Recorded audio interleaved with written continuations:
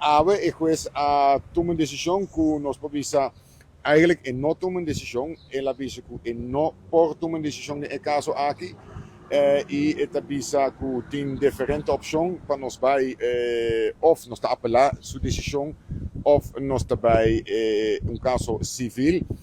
Pero estamos também esta raia que eigenlijk a decisão meestal wordt tomada door die informador. O informador tem suficiente informação, mas tem a sentença aqui a vir assim bom claro que o senhor de mesa atualmente não tem nenhum débito, não tem nenhum atraso, não tem nada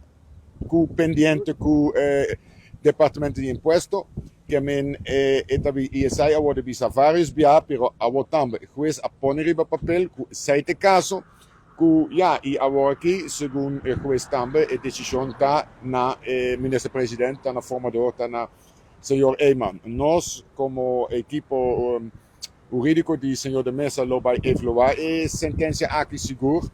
pero nós lo prometo nós lo guarda para a reação do informador com essa locana com lo toma uma decisão sobre nós também tem duas coisas que não hecho com a nomeação do senhor de mesa como ministro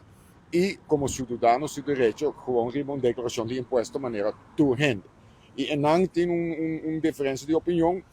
aparentemente com dem e não eigenlijk não há uma decisão a decisão citei que o senhor de mesa nos maneira se man passar acaba mas bisa